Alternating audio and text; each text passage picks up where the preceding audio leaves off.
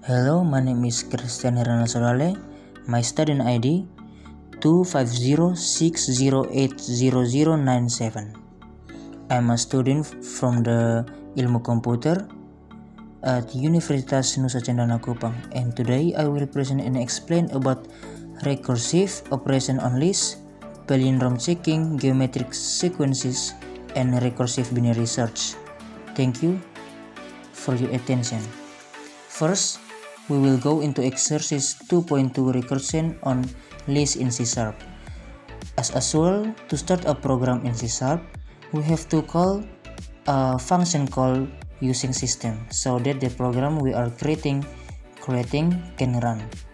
We also have to create a class called program to run the program we are going to create. And the first syntax, static int hitung elemen list.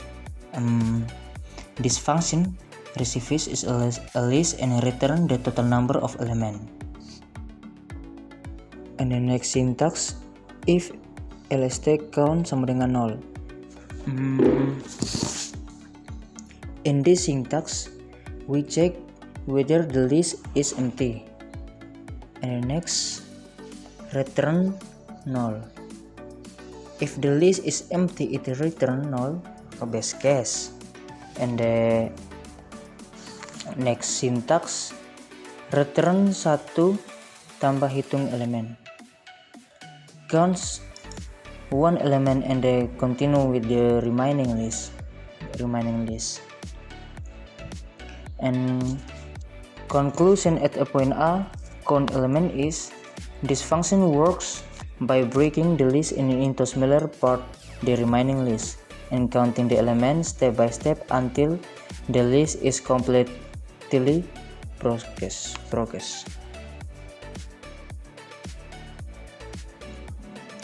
And now we come to point B, the number of the list. And the first syntax, static int jumlah list.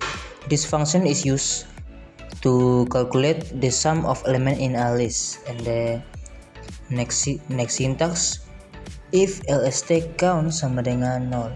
In this syntax, we check whether the list is empty. And next, return 0. If the list is empty, it return 0 base case. Next syntax, return lst 0 tambah jumlah list. Add the first element to the result of the remaining list. Conclusion at a point B, the number of the list. The function sum the element by talking them one by one and adding them recursively until the list become empty. The output will appear like this. We get this 15 from the sum of each element. We will go into exercise 2.2 of the Python language. The first syntax, def hitung elemen lst. Define a function with a list and a parameter. And the next syntax, if lst sama dengan kurung kotak. Check. In the syntax, we check whether the list is empty. The next syntax, return 0. If the list is empty, the number of elements is 0. And the last syntax 2.a, return 1 tambah hitung elemen. Text one element, then continue counting the remaining list, recursive chess. And conclusion at a point A, this function works by reducing the list step by step, continue one element at each step until the list become empty. Point B, the first syntax, def jumlah list, function to calculate the total sum of elements in a list. And the next syntax, if lst sama dengan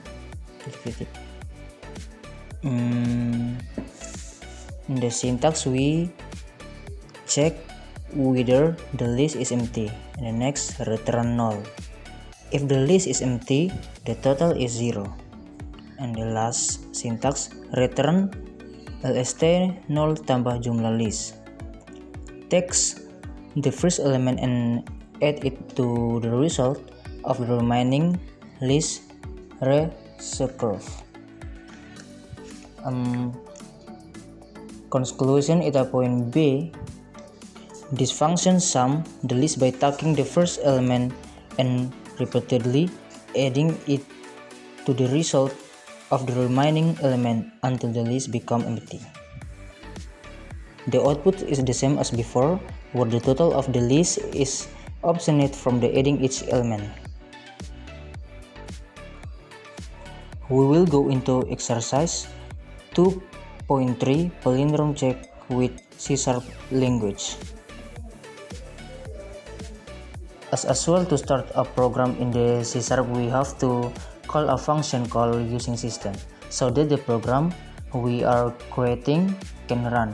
We also have to create a class called program to run the program we are going to create. And the first syntax, static bool palindrome check string s, defines a function that takes a string and return a boolean value.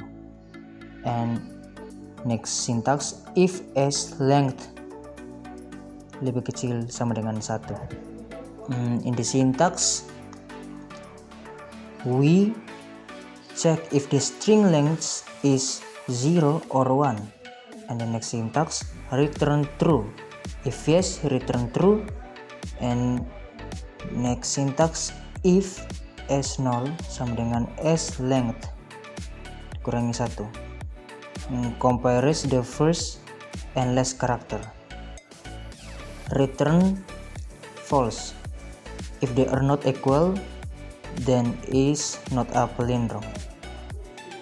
And syntax next, return palindrome check s dot substring 1 s length dikurangi 2. If they are equal, continue checking the middle part using substring.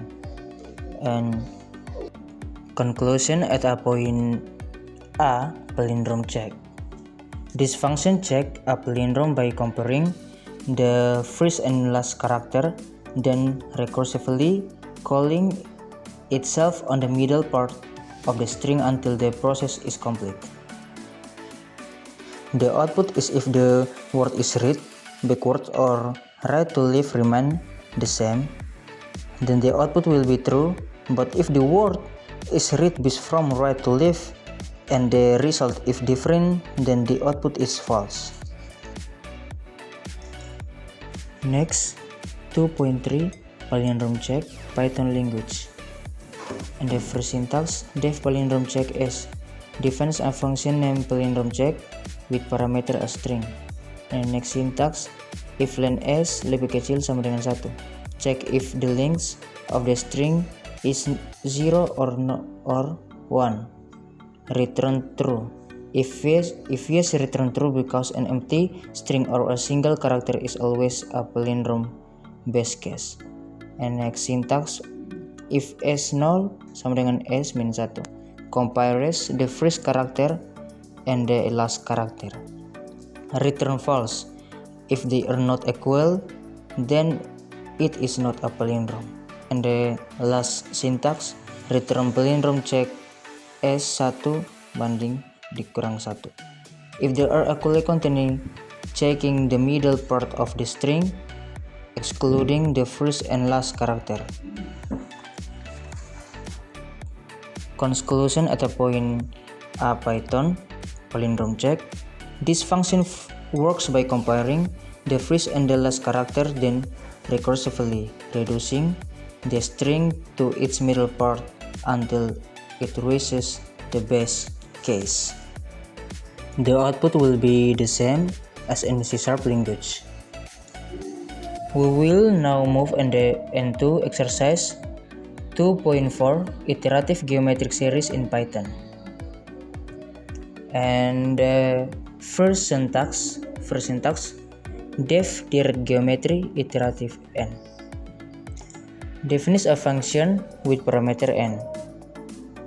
Total sama dengan 0, a variable to store the sum. And the next syntax for i in range n tambah 1, log from 0 to n. And next syntax total tambah sama dengan 2 i. Add the value of 2i to the total in each iteration. Return total, return the final result. And conclusion, it's a iterative Python. The function calculates the series by adding each then from the beginning 2 up to 2n using a loop. And from the output 63, which means the program is true. We enter the Python recursive. The first syntax def direct geometry recursive and defines a function with parameter the limit of the series. Next syntax if n sama dengan 0, checks the best case. Return 1, if n sama dengan 0, the result is 1 because 2 sama dengan 1. Else, if is not the best case, continue with the recursion. The next syntax return 2 n tambah direct geometry recursive n kurang 1. Add the value of the 2n to the results of the function call with n dikurangi 1. Conclusion, Python recursive, the function calculates the series by adding the logarithm to n and recursively moving backward to smaller terms until it reaches the best case. We enter iterative in C#. As usual, to start a program in C#, we have to call a function called using system so that the program we are creating can run. We also have to create a class called program to run the program we are going to create. And the first syntax static int direct geometry iterative intn, function to calculate the series iteratively. And the next syntax int total sama dengan 0, variable to store the result. And the next for int i sama dengan 0, i lebih kecil sama dengan n, i plus plus, log from 0 to n. And the next total plus sama dengan int math.pow 2, i. Add the value of 2i to the total. And next return total, return the final result. And the conclusion, C# iterative, the function calculates the series by using a loop, the sum each term from the beginning to the end. And then recursive C#. And the first syntax static int direct program recursive intn, defines a function that takes an integer n and return the result of the series. The next if n sama dengan 0, check the best case, return 1, if n sama dengan 0, if n 0, the result is 1, 2. Else, if not the best case. The next syntax return int math.pow 2, n tambah direct geometry recursive n dikurangi 1. Add the value of 2n to the recursive result of n kurang 1. End of the function. Conclusion, C# recursive. This function works by summing value from the largest term 2n down to the smallest two using recursive function calls. The output is The output is 63, which incident the program is correct. And we enter 2.5 binary search in Python language. The first syntax def binary search are target, low, high. Definition a function with parameter r. It means array list must be sorted. Target, it means value to search for. Low, it means starting index. High, it means index ending index. The next syntax, if low lebih besar high. Check whether the search range is no longer valid. And the next, return kurang 1. If low high, it means the data is not found best case. The next, mid sama dengan low tambah high. Calculate the middle index of the array. The next, if r mid sama dengan target. Checks whether the middle value equals the target. Return mid. If equal, return the index data found. And the next, if target lebih kecil r mid. If the target is smaller than the middle value. Next, return binary search r target low mid kurangi 1. Continue searching in the left part of the array. Else, if the target is greater than the middle value. And the next, last, return binary search r target mid tambah 1 high. Continue searching in the right part of the array. Conclusion Python 2.5. This function works by repeatedly dividing the array into 2 parts and only searching the part, then may continue the target, making it much faster. And the next 2.5 C# binary search. The first index, static int binary search, int r, int target, int low, int high. Define a function with parameter r. It means integer array must be stored. Target, it means value to search for. Low and high, it means search boundaries. Next, if low lebih besar high, checks whether the search range is no longer valid. Return dikurangi 1. If low lebih besar high, it means the data is not found this case. Int mid sama dengan low tambah high. Calculate the middle index. And if r mid sama dengan target, check whether the middle value equals the target. Return mid. If equal, return the index. Else, if target lebih kecil r mid. If the target is smaller than the middle value, return binary search r target low mid dikurangi 1. Search in the left part of the array. Else, if the target is greater, on the next syntax, return binary search r target mid plus 1 high. Search in the right part of the array.